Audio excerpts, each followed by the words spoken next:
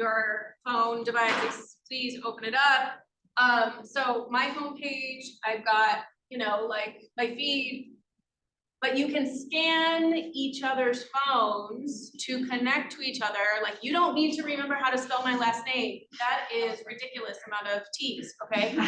So what you do is you click in the search bar at the top of your LinkedIn profile. A little box appears in that search bar. And if you click on that little square, it pulls up your QR code, okay? So then you walk up to your friends, yeah. So then you walk up to your friends next to you and you're like, hey, take a picture of my QR code, and then you connect, right? I had no idea. Amazing. Yes. Also, just Wait, hey, listen, I know you're making friendships, listen. oh, and just so you know, whoever scans is making the request. So if you want to be able to be the one that just approves, have them scan you. Yes. Okay, so there's like a tab, my code, and there's a scan. So like I could walk up and scan someone's code, right? So there's like two tabs. Okay, that exists. Please use it tonight. After I'm done, like literally walk around and scan each other's codes so you're all connected, right? That's amazing. One other LinkedIn like cheat that I want to show. I'm gonna go to my homepage. Okay, so Gavin and Lauren. Yeah. Okay, they were talking about asking for referrals. Yes, please do that. I love giving referral links to anyone and everyone because I know it is so hard to get anyone to notice anything in our Workday system where we have all of our resumes sitting. So what I would recommend is that you look at, like Kevin said, what companies do you want to work at? Okay, let's say I want to go work at Myriad. Okay, so I'm going to click on Myriad. I'm going to go in here, and it's going to tell me here, I have 69 connections plus Andrea that work there. So click on that link, and then you can start stalking people that will send you a referral link. Okay, I used to work at ARUP Laboratories, which is like a friend, sister, neighbor of Myriad. And so I do have a lot of connections here. You can see if they're a first connection, a second connection, or what have you. And then please, by all means, message us and say, hey, I'm really interested in your company. I saw you have this job open. Would you mind sending me a referral link? And I will say, yes, I would love to. Here you go. What's your email? And I'll send it to you, okay? So this is also a good way to kind of like stalk your network or other people's networks. I'll show you how to do that real quick. So I'm going to stalk me. Yes. Okay. How do you spell your name? Andrea, A-N-D-R-E-A. Space, Delgado, D-E-L-G-A-D-O. Yeah, there you are. Okay. So I'm going into Andrea's here. So we are second. So I'm going to connect with her first. I'm not going to send a note. Normally I would be like, hi, I met you at BioBytes, right? And so the other thing you can do here is see the connections of connections, right? So if I know that you and I are friends and you might know somebody that works at Myriad, I can click here and scroll through the list and say like, where do these people work? Oh, Adobe, I'm interested. Okay, I'm gonna say, hey, will you connect me with Brooke? Or when I send a message to Brooke and say, hey, I wanna connect with you, you and I and Andrea are all in the same network, right? And so like, please use LinkedIn as a professional stalking tool. I do it, everyone does it. You need to learn how to do it. It's legit, okay? This is how a lot of people get connected to me as a hiring leader. And I pay attention to things like, am I already connected to them? Do I know someone in their network that I can ask about their work or their projects, okay? So please don't be afraid of using LinkedIn for professional stalking. It is acceptable and welcomed. Okay. Okay, let's get into past LinkedIn tips. So I am currently the VP of Software Engineering at Pluralsight, which is a local tech company, tech ed type of stuff. Prior to that, I was in healthcare tech for over 20 years. So I am enjoying the fact, and I'm gonna brag for a second, that we released like 7 things today to production. Yeah. Because healthcare tech is, and this is one of the things I don't miss about it, it is slow, right? Like, as an engineering leader, my engineering teams at my old company, we were commiserating before it started. I had a bioinformatician who was like, wait, that code took me 5 minutes and it's been 5 weeks and we're just now getting it into production. And I'm like, yeah, yay for you, congrats. Martina was like, yeah, you had one that was like 8 months or something ridiculous. 4 lines of code that I removed and it took 8 months to get it. 8 months to get into production. So, for those of you who are engineers or looking to be engineers, that happens. You don't get instant gratification all the time. Who's looking to be like in tech as an engineer? Any like, yeah, okay, good, awesome. Hi, please connect with me. Please, let's sync, let's talk after. So Pluralsight has honestly only about 47, I just looked, 47 positions open today, but it's across tech, product. The industry generally sucks for hiring right now, I'm gonna be honest. Like we did have a few hundred positions open and then we went into a hiring freeze. It's not the first hiring freeze of the year. People have had workforce reductions. Like it is hard right now, okay? So I just want to acknowledge that. So like using these tips that you've heard tonight, I was sitting in the back and like nodding my head, please do those. Please use your network. Please reach out, please find those connections because I know it's incredibly challenging and I feel for you right now. Okay, what about people who are already in tech and like maybe looking to move around? Yeah, okay, good. Okay, we'll get to some stuff there too. So if you're trying to break into tech, trying to get into tech, I love what Kevin said earlier about fuck the 4-year degree. I mean, those are my words, not Kevin's, but like, fuck the 4-year degree. You do not need a 4-year degree. You don't need any degree to get into technology. Some of my top performers, and one of the reasons I'm actually at Pluralsight is because my top performer did not have a degree and I could not pay him what he deserved. And he left me for Pluralsight. And I was like, Nick, you gotta go. Like we're at the point where I have fought with my HR department. I have fought with my benefits team. I asked if I could buy you a boat. Like literally I have tried literally everything. And I cannot pay you what you deserve. And you are my top performer. Like you need to get out of here, right? You are young, you're starting a family, you want to buy a house, like your life trajectory deserves more than what ARUP can offer you. And so just know like, there's plenty of opportunities if you're willing to like scrounge, scrappy, and like be curious and learn and go out on a limb, okay? Nick is amazing. Yes, I followed him to Pluralsight. He did not have a 4-year degree. He is getting paid what he deserves. And he's not still there. He left me again, but it's fine. I'm not holding a grudge. Yes, I am. No, I'm not. So let's talk a little bit about like, if you want to get into your first job, right? I'm gonna tell you like, if you are trying to break into tech, I'll tell you the #1 thing that I look for, #1 thing, which I think Gavin and Lauren alluded to it a little bit, is that let's be honest, like if you get to me looking at your resume, you've already passed the like, do you have the basics? Can you do the job? Do you have the skills? So as an engineering leader, I know that's already taken care of. I don't need to look, do you know JavaScript? I already know somebody has looked at it. So I'm looking for, you ready? I'm looking for a complex human, okay? Somebody who is interesting, somebody who is curious, somebody who has connected the dots on these, like we were talking about, well, how do I show on my resume if I haven't been in the workforce for 17 years? What I want to see is that you love dogs. I love dogs. And you wrote a program for a website to match, you know, your local humane society with possible fosters or something like that, right? Or you wrote a database to help your local humane society do something. Like that is the stuff that I think where they're saying like, what is your passion?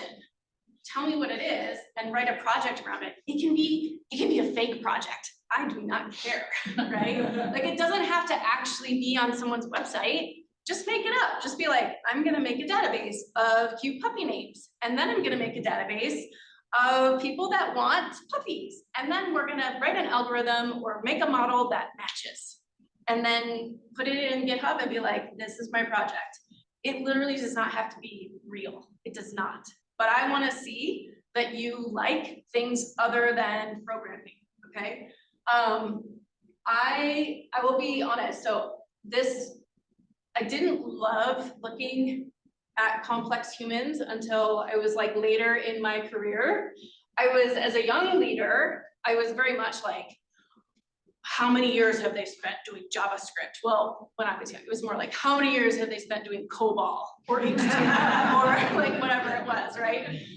Yes, look at you, you're my people. But now, as I've learned through the history of existing, the most complex and interesting humans, people that have things that they like to do outside of work, they're the hardest working and the most interesting people, and they bring diversity to your teams that you can't even imagine, right? And so if you, I'll share a story. When I was applying at Pluralsight, I did not use Nick, which I should have, and I should have listened to my own, thing. But what I ended up putting on my resume at the very top, which the recruiter was like, I don't know what the hell this woman is thinking applying for this job, but I need to talk to her. I actually put at the very top of my resume, my side gig, which is called Park City Barnwood.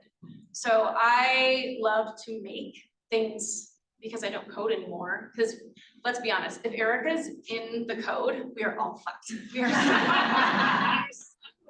that's right. Am I right? Like, they don't even let me get into the GitHub repos anymore.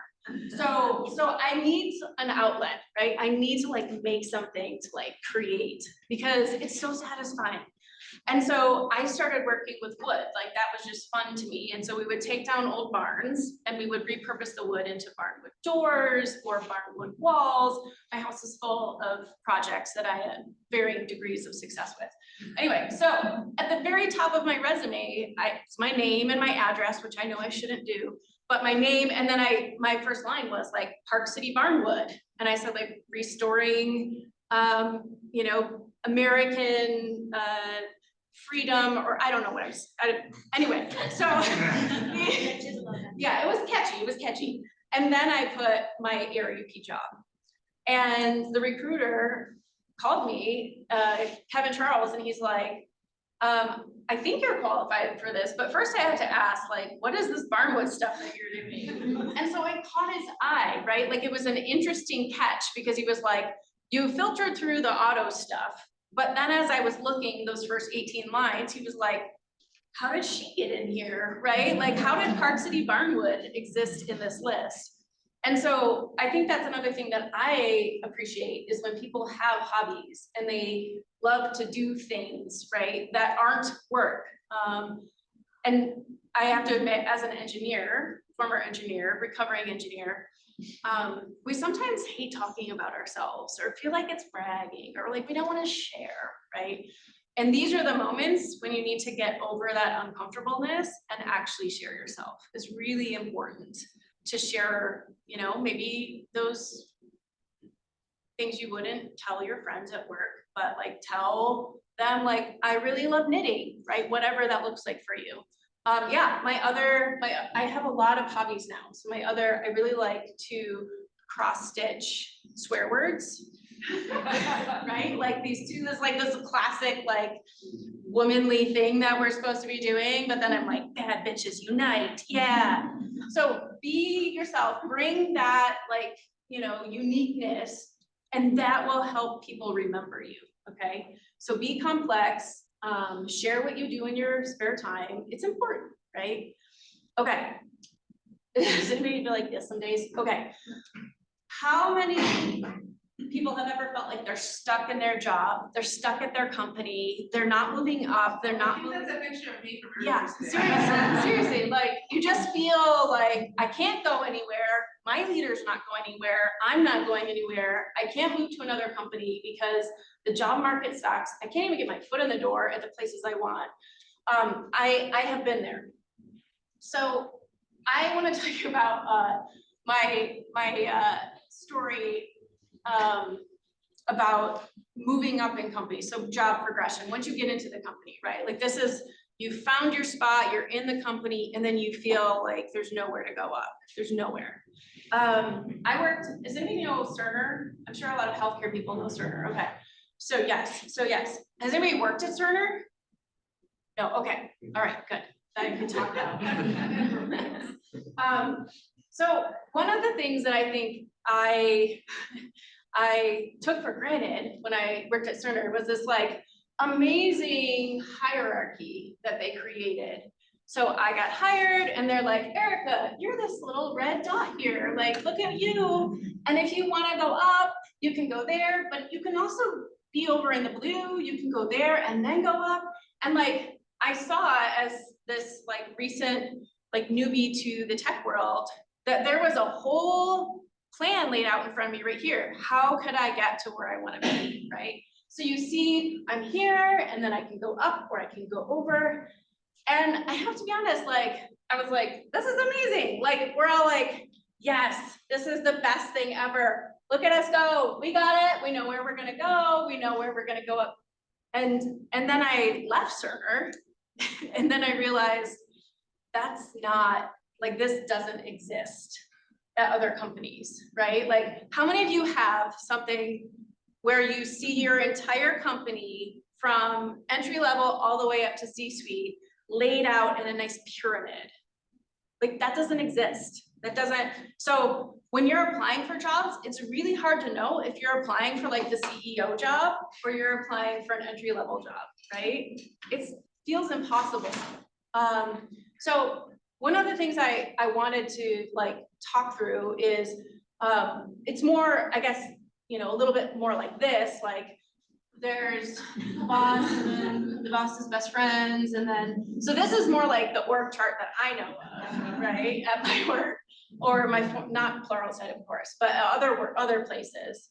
Or maybe it's a little more like this, like you don't know who's connected to who, and especially from the outside, you don't know who to talk to, you don't know where to start. It feels impossible, right?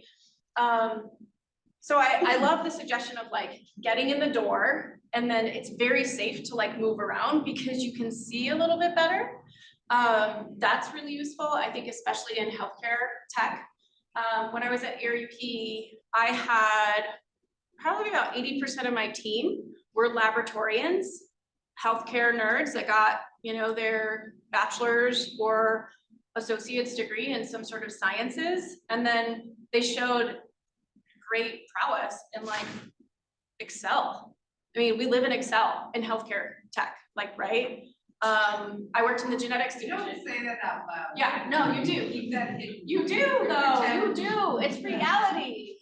I mean, I was in the genetics division, and before we were doing Python, it was like spreadsheets that you would literally break up into like 17 spreadsheets. Can you build the Yeah. spreadsheet in a web app though? Yeah. And then you just embed buttons in the spreadsheet that link to other spreadsheets. Yeah, I know, I've been there.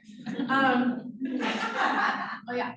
So I want to talk through what I'm gonna call are like basically like three pillars of how I would recommend you change the way that you think about your career progression and moving up in your company or moving to another role in your company, okay? Because I have to be honest, like it's not always straight shot up.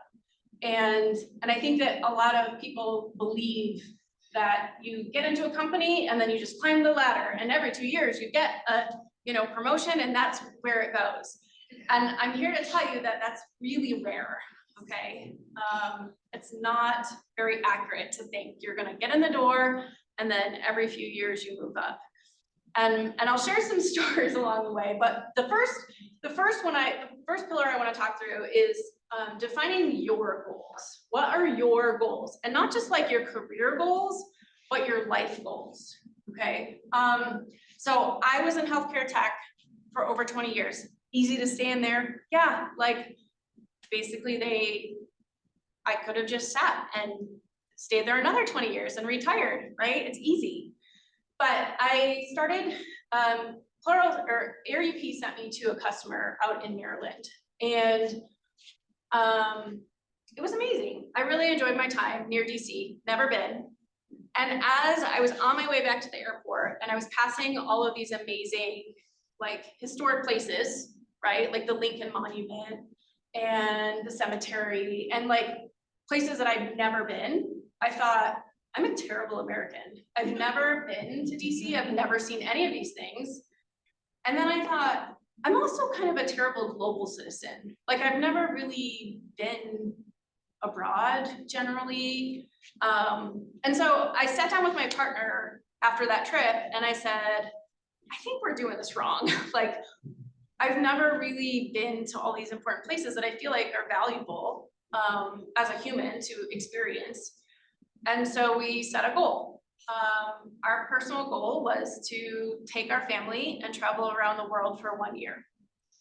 And we were like, how are we gonna pay for that, right? How are we gonna quit our jobs? Are we gonna, like, what does this even look like for us? We have 3 kids who are in school. My partner teaches. And so how are we gonna like quit our jobs and go do this? So as we started looking at finances, Pluralsight was paying more than Air UP, and they have a stock option that after 4-year vests.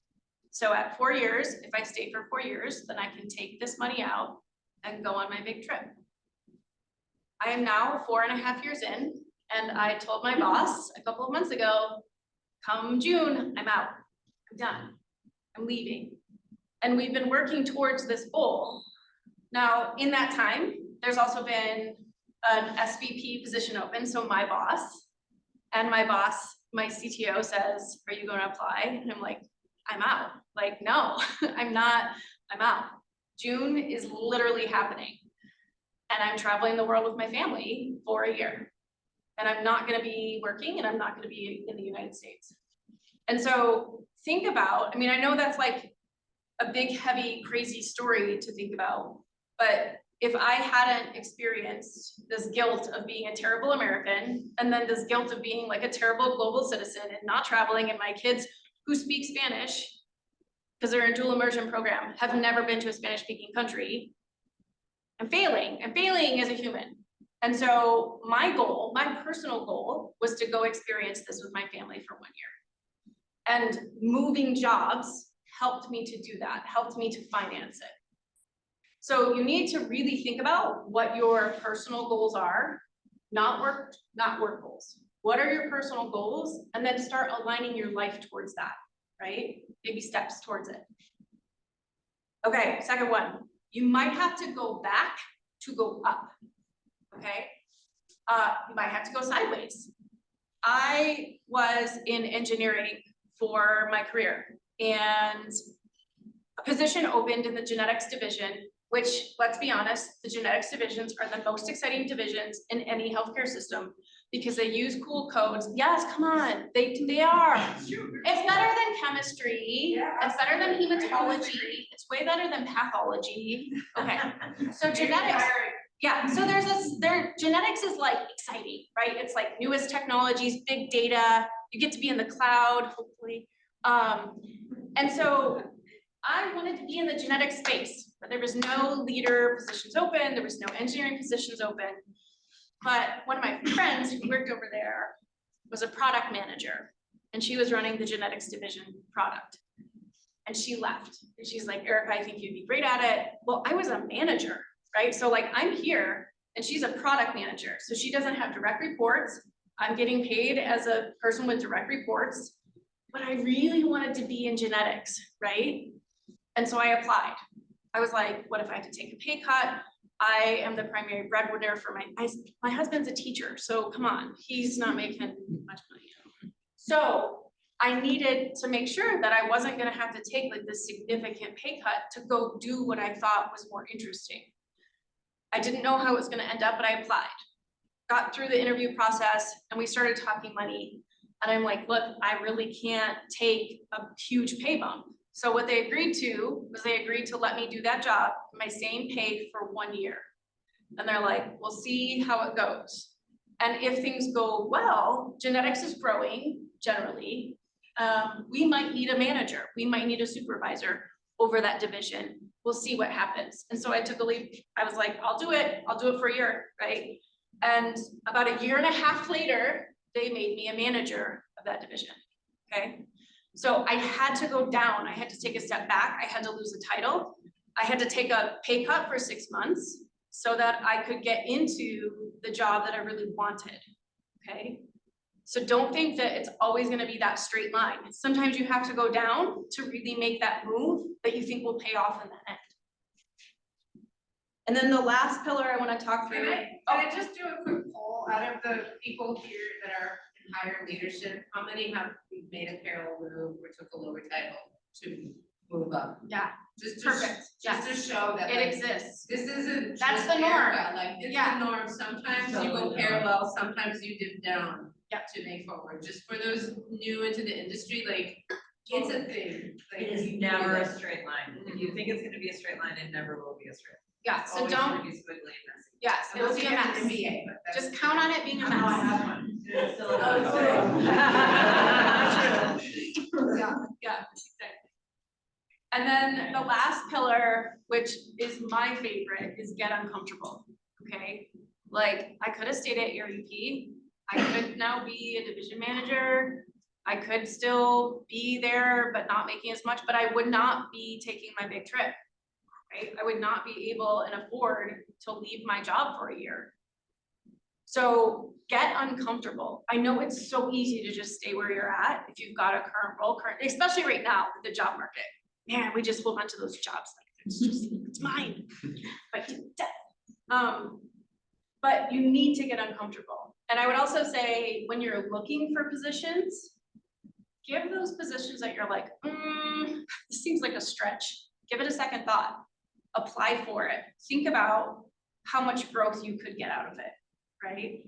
Even though it might be scary, terrifying, and awful, but you get your foot in the door and then you find something that's more exciting, that fits you exactly, right? So don't be afraid to get uncomfortable. Don't keep doing it because it's easy.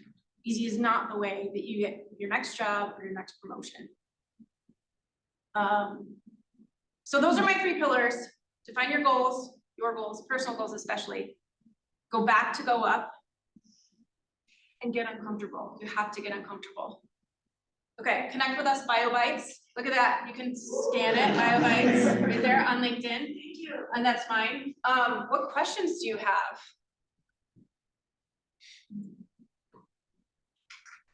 Yes, So many questions. yeah, Well, so the thing that I'm hearing a bunch of times is, apply stuff you're stretching for, try to reach out of your comfort zone.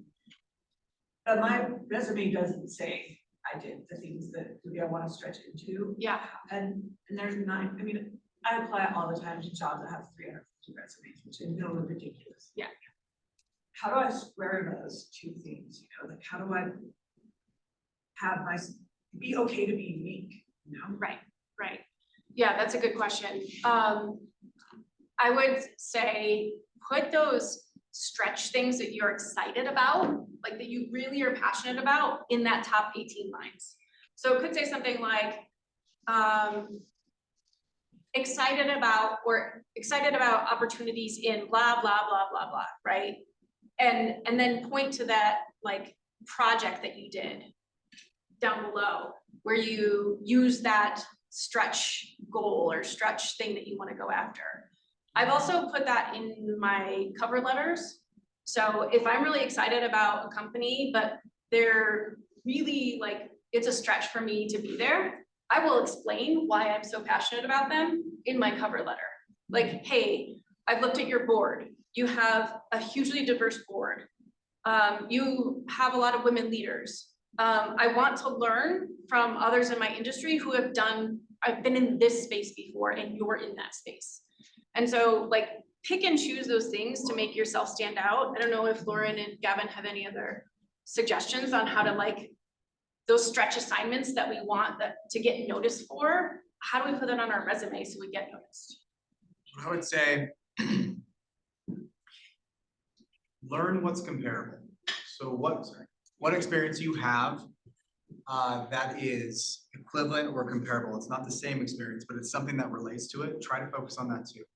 Point that out in your resume, in the conversation you're trying to have with them, in the message you send. And the other thing that we hear a lot is, because the reality, you're gonna have to learn. You're gonna have to take on new responsibilities you haven't taken on before. And you're gonna learn something that you haven't done. And so being able to show that you have an aptitude for that, something that you've done before, or other things where you had to come up to speed in the position, that's gonna be huge too. So be able to highlight something like that, so they can say, oh, I can see that she's done it before, and look at all these things that really are comparable, because a lot of it does overlap. Being able to represent that, it will help you get into that position or get recognized. I want to pick out Erica's comment about woodworking, that unique piece. This wasn't my experience in job hunts, but not when I was applying to grad school. One of the experiences, like my advisor in college said, I wanted to go into biotech, and he said, get an internship for the summer at a biotech firm. I was in New England, like Boston is all biotech. Get an internship, that's what they'll look for. Instead, I took a scuba diving course and went down to Miami and worked on a scuba diving boat for 6 months. And I put that in my application or my resume, and literally in my interviews, that is all they wanted to talk about. They clearly, like, science, like I see your, GPA is fine. Like all they wanted to talk about is that I was on a boat and I met pirates. Yeah. Yeah. So like that unique thing, because there's millions of applications, but that one thing that shows that you have world experience that is applicable, because more and more companies look for that diversity, right? The different perspective that you can bring into the job you're doing. And also pirates. Pirates are amazing. Let's talk about. What other questions? Was there a question over here? No. Yes. Okay, are we good? Thank you, BioBytes, for having us today.